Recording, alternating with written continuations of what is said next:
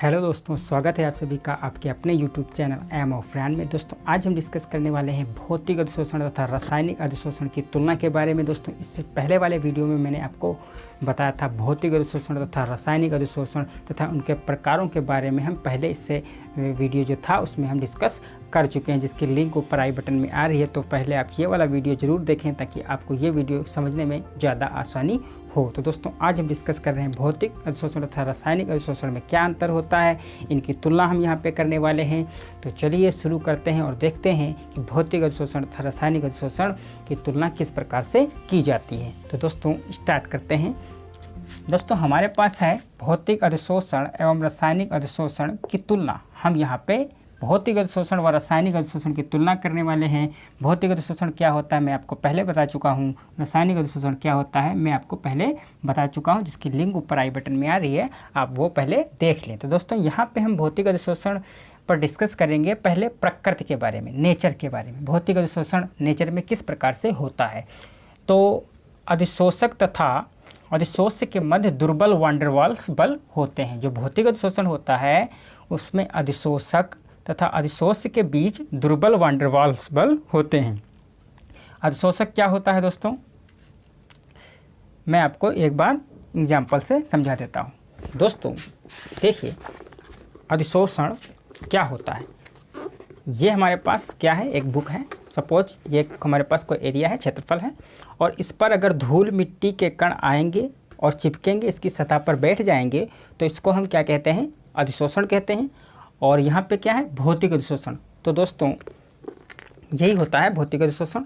क्या होता है भौतिक अधिशोषण, ये हमारे पास क्या है, एक क्षेत्रफल है, और इस क्षेत्रफल पे अगर धूल मिट्टी के कण आएंगे और चिपक जाएंगे तो ये घटना क्या कहलाएगी, अधिशोषण कहलाएगी। और दोस्तों अधिशोष्य क्या होता है, जो आके इस पे चिपकेगा वो होता है अधिशोष्य, और दोस्तों जिस पे आप आके चिपकेगा वो होता है अधिशोषक। तो ये बुक एक अधिशोषक हो जाएगी, और धूल मिट्टी के कण अणु स्पीसीज जो आएंगे, अणु परमाणु, वो क्या हो जाएंगे, वो हो जाएंगे अधिशोष्य। तो यही यहाँ पे लिखा हुआ है जो मैं आपको समझाने की कोशिश करता हूँ। तो अधिशोष्य, अधिशोष्य अर्थात अधिशोषक, अधिशोषक अर्थात जिसकी सतह पर मिट्टी आएगी, और अधिशोष मतलब मिट्टी के मध्य दुर्बल वान डेर वाल बल होते हैं। तो प्रकृति में क्या है कि अधिशोषक तथा अधिशोष्य के मध्य दुर्बल वान डेर वाल्स बल होते हैं। तो दोस्तों यहाँ पे इस बुक पे, अगर इस बुक पे मिट्टी आएगी और चिपकेगी तो उसमें बहुत दुर्बल बल होगा। जब मिट्टी आएगी इस पर चिपक जाएगी तो क्या होगा, दुर्बल बल होगा। उस मिट्टी को हम बड़ी आसानी से साफ भी कर सकते हैं। इसलिए दोस्तों यहाँ पर कोई स्ट्रॉन्ग बल नहीं होता है, बहुत ही दुर्बल बल होता है। और उस दुर्बल बल को हम क्या कहते हैं, हम कहते हैं वान डेर वाल्स बल कहते हैं। तो सीधी सी बात है कि अधिशोषक तथा अधिशोष्य के मध्य दुर्बल वान डेर वाल्स बल होते हैं, कोई ज़्यादा स्ट्रॉन्ग बल नहीं होते हैं। अधिशोषक अर्थात जैसे कि मैंने आपको एग्जाम्पल में बताया बुक, बुक हो जाएगी अधिशोषक।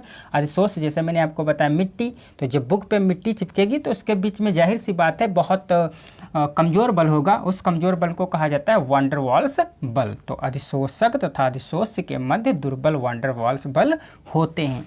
और रासायनिक अधिशोषण में क्या होता है दोस्तों, अधिशोषक तथा अधिशोष्य के मध्य प्रबल बल होते हैं। तो दोस्तों यहाँ पे होते हैं दुर्बल बल, और यहाँ पे अधिशोषक तथा अधिशोष्य के मध्य होते हैं प्रबल बल। प्रबल बल क्यों होते हैं दोस्तों, देखिए रासायनिक अधिशोषण, रासायनिक नाम से पता चल रहा है रासायनिक अधिशोषण। तो रासायनिक अधिशोषण है, इसमें रासायनिक अभिक्रियाएं होंगी, और दोस्तों जो अभिक्रियाएं होती हैं उसमें क्या बनते हैं, बॉन्ड बनते हैं, बंध बनते हैं। और जो बंध बनते हैं जहाँ पे, वो बंध काफ़ी मजबूत होते हैं, काफ़ी स्ट्रांग होते हैं, जल्दी से आप उनको आसानी से तोड़ नहीं सकते हैं। तो ये रासायनिक अधिशोषण है, इसमें रसायन जो है रासायनिक अभिक्रियाएं होती हैं। तो रासायनिक अभिक्रियाएं जहाँ पे होती हैं वहाँ पर बॉन्ड बन जाते हैं, तो बॉन्ड को तोड़ना काफ़ी मुश्किल होता है। तो इसलिए यहाँ पे जो बल होते हैं वो स्ट्रॉन्ग बल होते हैं। तो अधिशोषक तथा अधिशोष्य के मध्य प्रबल बल होते हैं रासायनिक अधिशोषण में, और भौतिक अधिशोषण में दुर्बल बल होते हैं। ठीक है, फिर उसके बाद हम देखें विशिष्ट प्रकृति। विशिष्ट प्रकृति, तो विशिष्ट प्रकृति में क्या है, भौतिक अधिशोषण में क्या लिखा हुआ है, इसकी प्रकृति विशिष्ट नहीं होती है। भौतिक अधिशोषण की जो प्रकृति है वो है विशिष्ट प्रकृति है, वो इसकी प्रकृति विशिष्ट नहीं होती है। तो इसका मतलब क्या हुआ दोस्तों? देखिए विशिष्ट प्रकृति का मतलब यहाँ पर है, मान लिया जैसे कि कोई लड़का है और वो लड़का विशिष्ट नहीं है, विशिष्ट नहीं है, तो वो क्या करेगा? वो कोई भी कार्य कर सकता है, वो उसको आप जो भी कराओगे वो कर लेगा, और क्योंकि वो क्या है दोस्तों? विशिष्ट नहीं है। और जो दोस्तों विशिष्ट लड़का होगा उसको आप जो कराओ वो नहीं करेगा, वो बोलेगा कि हम ये करेंगे, ये नहीं करेंगे, मतलब आना क्या नहीं करेगा, वो सब कुछ तो नहीं करने के लिए रेडी होगा क्योंकि वो विशिष्ट होगा। तो विशिष्ट नहीं है का मतलब यही होता है दोस्तों कि ऐसा इंसान जो सब कुछ करने के लिए हमेशा रेडी रहे, वो होता है विशिष्ट नहीं है, मतलब उसमें एटीट्यूड नहीं है, वो विशिष्ट नहीं है। ठीक है, विशिष्ट आप अपनी भाषा में समझ सकते हैं कि एटीट्यूड, तो एटीट्यूड जिसमें है वो विशिष्ट है और एटीट्यूड जिसमें नहीं है वो विशिष्ट नहीं है। तो अब इस एग्जाम्पल से हम इसको समझते हैं तो अच्छे से समझ में आएगा। तो देखिए यहाँ पे इसकी प्रकृति विशिष्ट नहीं है।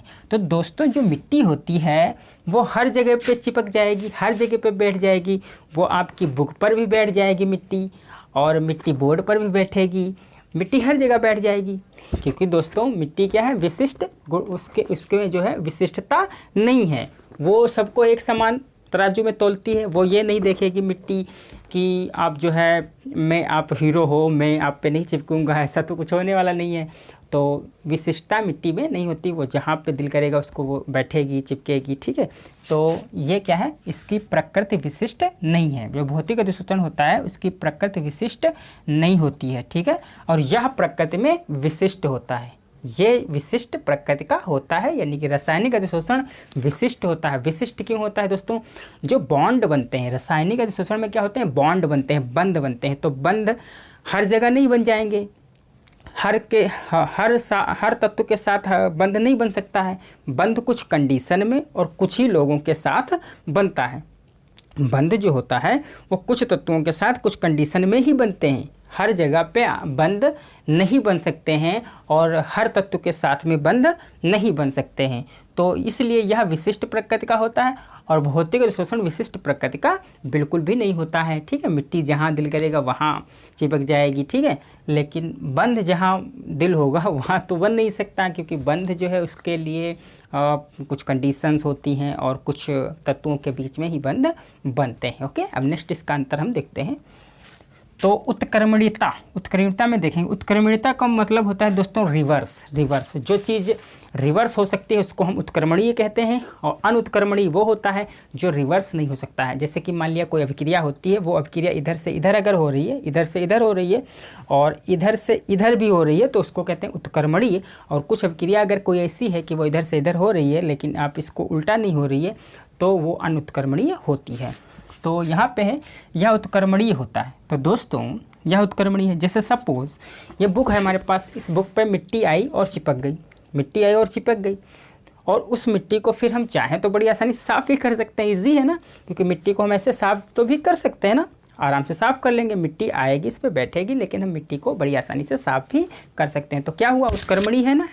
तो इसलिए ये क्या होता है? यह उत्क्रमणीय होता है, यह अनुत्क्रमणीय होता है। अनुत्क्रमणीय होता है दोस्तों, या इसको आप पलट नहीं सकते, उलट नहीं सकते। वो क्यों दोस्तों? जब देखिए ये क्या है? रासायनिक अधिशोषण। रासायनिक अधिशोषण में बार बार कह रहा हूँ आपसे, रासायनिक अधिशोषण में क्या होता है? बॉन्डिंग होती है, बंध बनते हैं। तो जहाँ पे बंध बनते हैं, एक बार बंध बन जाएंगे तो आप उनको इतनी आसानी से तोड़ नहीं पाएंगे। ठीक है, अब बंध जहाँ पे बनेंगे उसको आप आसानी से तोड़ नहीं पाएंगे।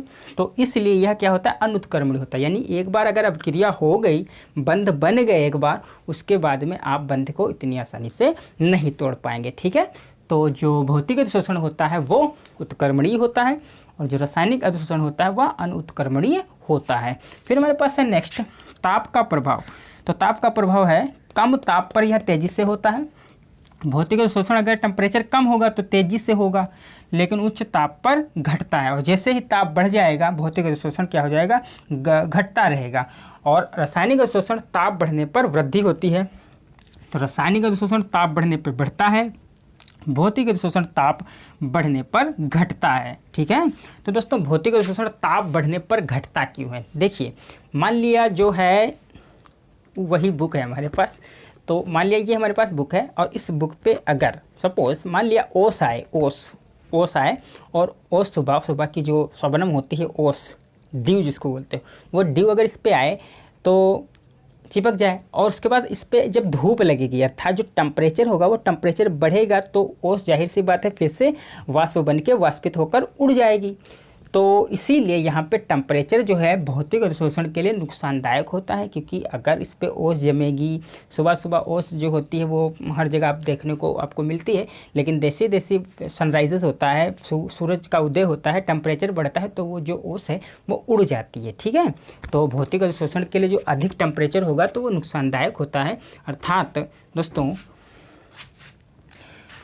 तो अगर उच्च ताप होगा तो भौतिक अधिशोषण घट जाएगा, और ताप बढ़ने पर जो रासायनिक अधिशोषण होता है वो बढ़ता है। वो क्यों बढ़ता है दोस्तों? देखिए, जो अभिक्रियाएं होती हैं वो ज़्यादातर अभिक्रियाएं उच्च ताप पे होती हैं। उच्च ताप आपने सुना होगा, जो रासायनिक अभिक्रिया होती हैं वो ज़्यादातर तो अभिक्रियाएं ऐसी ही हैं कि वो उच्च ताप पर अधिक टेम्परेचर पर होती हैं। तो इसके लिए अधिक टेम्परेचर होगा तो वो फ़ायदेमंद होगा, इसका फ़ायदा हो जाएगा रासायनिक अधिशोषण का। तो ताप बढ़ने पर जो है रासायनिक अधिशोषण भी बढ़ेगा आपका, क्योंकि जो रासायनिक अभिक्रिया होती हैं वो ज़्यादातर अभिक्रियाएं जो है उच्च ताप पर होती हैं, और इसके लिए जो है उच्च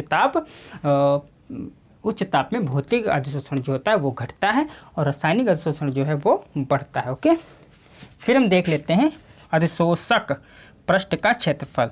तो दोस्तों, क्षेत्रफल बढ़ने पर यह बढ़ता है और क्षेत्रफल बढ़ने पर यह भी बढ़ता है। तो दोस्तों, भौतिक अधिशोषण जो होता है वो क्षेत्रफल बढ़ने पर बढ़ता है, और रासायनिक अधिशोषण भी क्षेत्रफल के बढ़ने पर बढ़ता है। ऐसा क्यों है हम आपको समझा देते हैं। जैसे कि हमारे पास बुक है, और इस बुक पे जो है, ये बुक है हमारे पास, और इस बुक का क्षेत्रफल जितना ही ज़्यादा होगा, सीधी सी बात है, इस बुक का क्षेत्रफल जितना ही ज़्यादा होगा उतनी ही मिट्टी जो है इस पे आके चिपकेगी। ये छोटी सी बुक है तो इतने एरिया में यहाँ पे मिट्टी आके चिपक सकती है, और यही बुक अगर सपोज़ ये इतनी बड़ी हो तो जाहिर सी बात है कि इस पे मिट्टी ज़्यादा चिपकेगी। तो सीधी सी बात है, अगर इसका क्षेत्रफल बढ़ेगा तो इस पे जो अधिशोष से वो भी आके इस पे ज़्यादा चिपकेगा, अर्थात मिट्टी ज़्यादा चिपकेगी, तो भौतिक अधिशोषण जो है वो भी बढ़ेगा। और ऐसी ये जो कंडीशन है रासायनिक अधिशोषण की, तो इसी में भी वही कंडीशन है। तो इसका भी अगर क्षेत्रफल बढ़ेगा तो रासायनिक अधिशोषण भी बढ़ेगा। ठीक है दोस्तों, क्षेत्रफल बढ़ने पर दोनों ही बढ़ते हैं। तो दोस्तों, भौतिक अधिशोषण और रासायनिक अधिशोषण को आप यहाँ तक नोट कर लीजिए, उसके बाद में हम आगे देखते हैं। तो आप यहाँ तक नोट कर लीजिए। तो दोस्तों, ये जो मैं पाठ ले रहा हूँ, इस पाठ का नाम है पृष्ठ रसायन। ये पृष्ठ रसायन के अंतर्गत मैं पढ़ा रहा हूँ, और पृष्ठ रसायन जो है वो आपका 5 अंकों का इस बार बोर्ड परीक्षा में पूछा जाएगा। ठीक है, तो बस आपको क्या करना है दोस्तों, मैं जो है पूरी मेहनत के साथ पढ़ा रहा हूँ आप लोगों को, और आपको भी घर पे जो है पूरी अपना जो है मेहनत के साथ में पढ़ना है। जब आप मेहनत करोगे तो सीधी सी बात है अच्छे नंबर आएंगे, क्योंकि जो मेहनत करता है उसके साथ गॉड भी होता है। तो बस आपको क्या करना है, मेहनत करनी है। और बाकी मैं जो है पर डे आप लोगों के लिए PCM से रिलेटेड वीडियोज़ अपलोड कर रहा हूँ, कोई दिक्कत नहीं है। बस आपको वीडियोज़ देखने हैं और आपको खुद मेहनत करनी है, और अच्छे नंबर तो अपने आप ही आ जाएंगे। ठीक है, तो चलिए मिलेंगे अगले वीडियो में, तब तक के लिए bye bye, thank you so much.